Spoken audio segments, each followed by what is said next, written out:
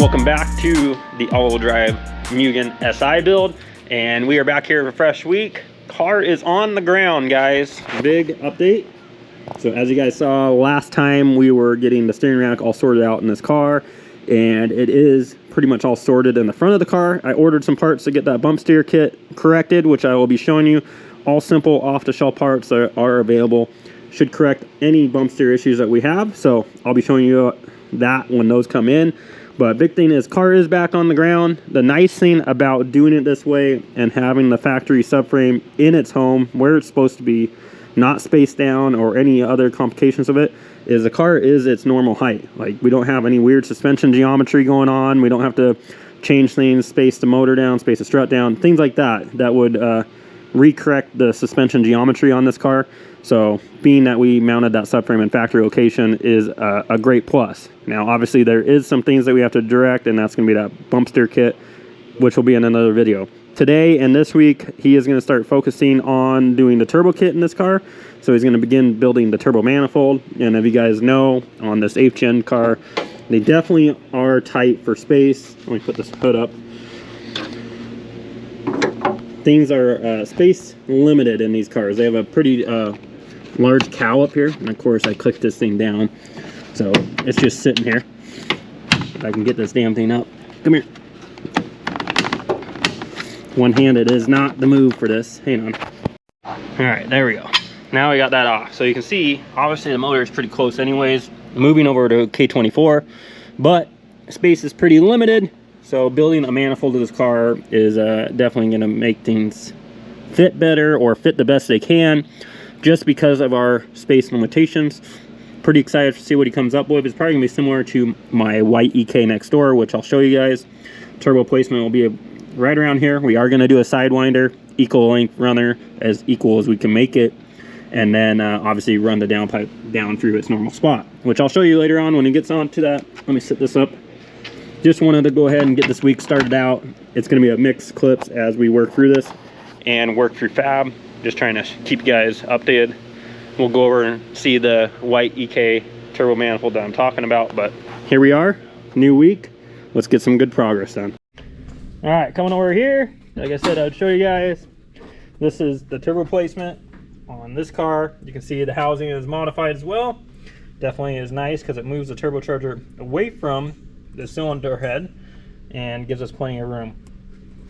We are back over here at Fab, getting this thing test fitted up. Definitely not the most room back here. Craig has not been having fun getting that thing tested up. He has already let me know he wishes they would have not made that design. But here we have it, beginning stages of the turbo manifold. Really happy with how this thing's coming out. Trying to keep it as parallel as we can to the valve cover. I definitely am a bit pickier when it comes to turbo manifolds. Trying to keep this thing closer to equal length as you can. Most of you that don't know, K-Series are probably one of the more common ones that are not equal length. That's why some of them sound like a Subaru. So I'm going to try to keep this as equal length as we can. Inevitably, it's not going to be 100% perfect just because of our space restraints that we have in there, and usually space restraints. So this is what it looks like. Figure I'd show you guys before we get this thing all wrapped up in the car. He's going to continue away on this thing. I will show you the turbocharger location since I have her right here. Oh, that is not going to be as easy to pick up one-handed. Let's see if I can hold this. I barely got this thing. That is not happening. All right, well, imaginary turbo right here. I will show you more later on when it's better off there, but we'll be moving this reservoir back closer to the brake booster where it should be. I already got a different clutch line, so we can get that out of our way. I got an ABS delete to get these lines out of our way and try to give us as much room as possible down here, but you guys will see as we continue on. Hopefully next time I can actually click record too, because that's the second time I had to do that clip. Craig's been working hard on getting this turbo manifold all finished up. I'm going to show you guys in that's still setting up for him, getting this thing all tacked together. But to give us an idea, like I said, the mindset here was to keep this thing as equal length as possible. You do have to get a little bit creative, obviously with space restraints and then runner length, right, to be able to be equal length, because inevitably this runner is always going to want to be the shorter one, being closer to collector. So I really do like the design, which everybody's a little bit different with their manifold designs.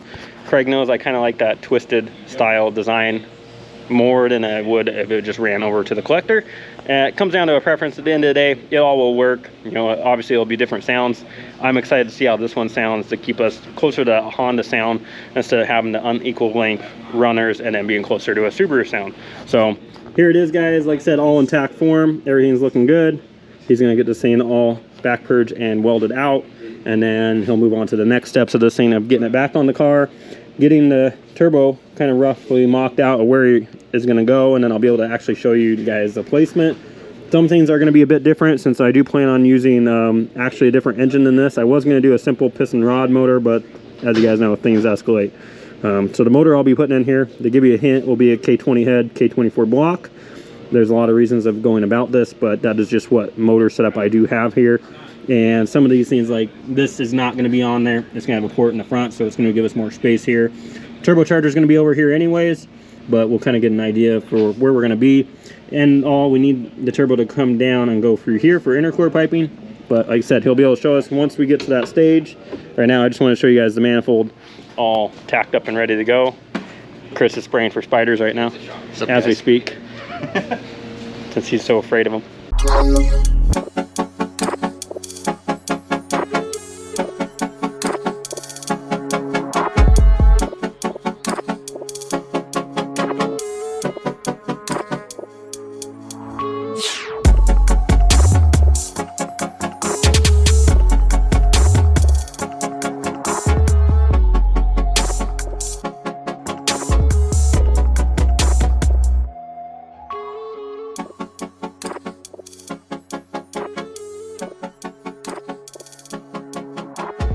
Coming over here to wrap up the day, as Craig's been working really hard on getting this manifold all welded up.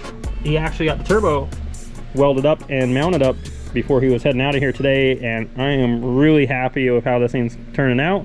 Very similar to my other car that you guys have seen me leaked a couple photos or videos of, but turbocharger's in the place that I want it to be. I know someone's probably going to comment about old Brake Master over there, the reservoir. They make a really nice billet piece that I'm going to buy for that, and it's actually attached to hoses so we can move it or relocate it if we want. I did buy a really nice turbo blanket for it as well, but it is coming together real nice. Didn't show too much on this today, but tomorrow I'll pick this up. Hopefully this clip isn't garbage because this is a new camera, so we'll see if this one makes it in, because this is a brand new GoPro. We'll see how the quality is, and I am going to get a mic for you guys, but so far it looks pretty clear for the screen. Been a while since I did a Mugen update. Been working in the background. Well, I haven't been working in the background. Craig's been working in the background on this thing. He has spent a lot of time on one, this exhaust, because that's not going to be fun to get in there. Two, as I'm looking at this, the wastegate was a fun one to get in with the space restraints that we have. Later on in the day, I will show you the wastegate, but I wanted to show you some of the fabrication that he's going on with the exhaust. I had showed you guys before, this thing had an oval exhaust. It definitely fits really good underneath the side of the car. I'll try to go from a side view. It is higher, or if not at the same height as what the factory exhaust would have been. Now, obviously, the factory exhaust would have been in the tunnel here. We're off to the side. That's the point of the oval exhaust, but he's definitely making it work. I don't know how well the lighting is, but I will show you guys once he's all done. I just wanted to do a quick clip as he's working on it. Craig's been working away at this all day and got this thing dialed in. Here is the exhaust. Now keep in mind, these straps here are just for holding this pipe right now. The mounts will be built later. This is still, as you can tell, just tacked up right now, but he was able to get the downpipe all the way from turbocharger down here underneath the steering rack, which I know there's not much light. Let me try to get light out. So you can see, goes underneath steering rack, comes underneath. We got two joints we can take apart just to make it easier to take this thing in and out. Upper portion is not the most fun. This one is quite a bit easier, but then this will come down, go back, and then we still got to do the rest from here, which I'll show you guys more on that tomorrow. I'm gonna put this thing down and I can show you up top. Damn, gotta go up. All right, now we got the lift down. Obviously the front of the turbocharger is not on right now, but show you what this ended up looking like. Comes straight from the turbo down, goes down and underneath that steering rack. Pretty hard to show you guys, Again, he did get that wastegate on. Some really good fitment back there for such a large 60 mil wastegate. One thing that you guys may be noticing that we've been doing differently is we have our manifold built, and then we have our turbocharger housing. We've been modifying these turbocharger housings. These are stainless to be able to put the turbocharger where we want. So you can tell it's obviously modified. And then we chose to opt out for a collector on the manifold and built the, I should rephrase that, opted out for a wastegate placement on the collector. So the collector is just straight through, and then we put the wastegate on the physical turbo housing. It's worked really good in the past for me on K-Series engines. I had one that had really bad boost creep where we were seeing off an 8-pound spring, it was creeping up to 21 and up as you continue to rev past 8,000. And we put one on the housing and it held 8 pounds flat. It actually started tapering by 8,000. So it works really well. Curious to see how it will do on this. We will have a head that does flow extremely well. So once we're on the dyno, we'll see where that goes. Right now it just has a 7 PSI spring in the gate. I'll probably bump that up once we get there. But we have exhaust back pressure sensor spot in there, so we can monitor back pressure sensors, back pressure on this car. This car having a Motec ECU, we're able to monitor that, and then it'll give me an idea, you know, if we're running into a back pressure issue with that OEM muffler on it. I would say cat back, but most of it's gone at this point, and we're just going to have a muffler on the back. So we'll see once we get there, but really excited to see how this thing's coming out. I'm sorry guys, I haven't been recording as thoroughly with it. It's really hard, obviously, getting work done and not trying to bug these guys, but they are knocking it out. Turbo kit side of things is getting wrapped up. Obviously the intercooler still got to get built, but that'll be another day. For now, I'll leave you guys hanging until tomorrow. As we're wrapping up tonight, some of you guys will recognize this. Obviously, this being a Subaru channel, we use these IAG AOSs on Subarus with really good results. No reason why they can't be used on a different engine. IAG has proved this in the past. You know, they have a lot of flexibility for being able to change for your application. This is going to be the catch can I use on this car. Nice thing about these things is that they do have coolant going through the bottom here to heat up the oil and blow by that goes in here to separate the, obviously, air, the oil, sorry, water, the oil, to break that down. So I'll show you guys more on this. Mounting wise, I am getting rid of the ABS, so we will be mounting it down into the, by the frame down there. And there is plenty of room if I show you guys on this side, for example. So definitely we'll have no issues getting that sorted up over there, but that is definitely a much later thing. I just wanted to show you guys that that is the plan for the catch can on this thing. Probably gonna be pretty different. You know, a lot of the Honda boys don't know about the IAG parts or AOSs, much less. They mainly just run catch cans or run the breathers off the valve core open. K-Series are a pretty efficient engine with not a ton of blow by, but you know, when you start making power, it's a good idea to have a solution. And this being a street car, I think this is the best solution for being maintenance free. Working away over here, Craig has been making some really good progress. Most of the hot parts is done for the turbo kit, so everything is all together up here. Did have to get the new engine mount and tensioner assembly on the car. You'll see the ABS unit is out because we were trying to get creative with some of the intercooler piping, get an idea how we're going to tackle this and get going. Craig did have to make some modifications to the AC condenser itself, because the way that this AC line came off would directly interfere with the intercooler. So he went ahead, cut it off, welded it, put it on the side, cleaned that up a lot, gives us a lot more space here than what we would have. This thing was like that far into the core, so that wrapped that up. Core is pretty much where it's going to sit there. He is busy making some templates right now to go ahead and get the end tanks fabbed up, which I'll show you guys once we get further along, but making some really good progress. Happy to see most of the hot parts all finished up. All the brackets are on it. Everything's done. What's going to be left is going to be the cat back portion of it. We still got to do, but we got to see where the drive shaft and rear diff go to get that done. But this stuff is looking really good. I'm happy with the placement of this core. Right, nice and center in the car, right at the right height. You'll see it is actually higher than the lower subframe down there. I get pretty picky with that kind of stuff. I really don't want to cut too much out of the bottom bumper, have the core sitting underneath the bumper. This does have obviously an aftermarket front lip being Mugen, so some of that's hidden anyways, but I would like to keep that bumper as complete as possible. Well guys, I've been meaning to end this video out, and I was hoping to end it out with all the fabrication done for the turbo kit on the car, but things do take time, and as you guys can tell, we haven't had a video up. So I'm gonna go ahead and just wrap it out here. A lot of progress has been made on this thing, and most of the turbo kit is done at this point.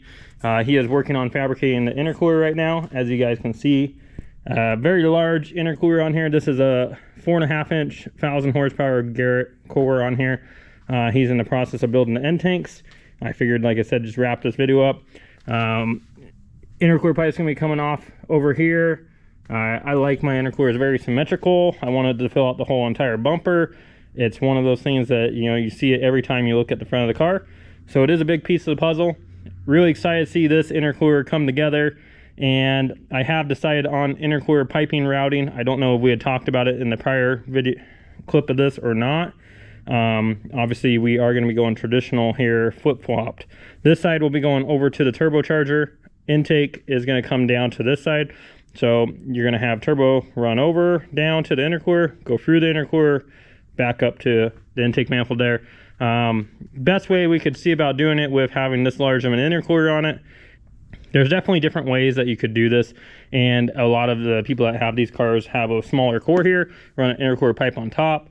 I wanted to make sure I had more than enough core for anything I want to do with this car instead of rebuilding it at a later time, so that's why I went with this. My power goals are not the 1000 horsepower, but you know, you guys know me, you never know, might end up there with this car, but for now I just want to have a nice street car. Really excited, like I said, guys, to see this turbo kit. Hopefully you guys are enjoying this build process. Again, I am sorry that the videos are being a little bit delayed. Like I said, you can only go so fast. Craig is a one-man deal here, and he can only weld so fast, and fabrication just takes some time. So hopefully you guys have been enjoying it. I will definitely keep on recording with this thing and getting these videos out for you guys. Until next time, we will see the front mount all done on the car, all the turbo kit fabrication done, and I do have some exciting news for the rear of the car to where we can get that rear diff and the whole all-wheel drive kit done back there. So that'll be in the next one for you guys. Hope you guys enjoyed it. Again, thank you for watching. We do have our merch still down in the comment section, or sorry, the description below. If you want to click on that and pick up something, we still do have some things left. So again, thanks guys. I'll catch you guys in the next video. Hey, living life up in the fast lane, life up in the fast lane, fast lane. And I ain't slowing down, I ain't slowing down, I ain't slowing down. Living life up in the fast lane, pedal to the ground, pedal to the ground, pedal to the ground. Living life up in the fast lane. Life, though you limits, you just put them in Coronas, Coronas, Coronas. I've been working, I need that advance with the bonus, the bonus, the bonus. Ain't no thoughts about tomorrow, I'm just living in the moment, the moment, the moment. Full tank of gas and 200 on the dash, bitch, I'm zoning, I'm zoning, I'm zoning. Fast lane, living life up in the fast lane. Hey. Living life up in the fast lane, life up in the fast lane, fast lane. And I ain't slowing down, I ain't slowing down, I ain't slowing down. Living life up in the fast lane, pedal to the ground, pedal to the ground, pedal to the ground.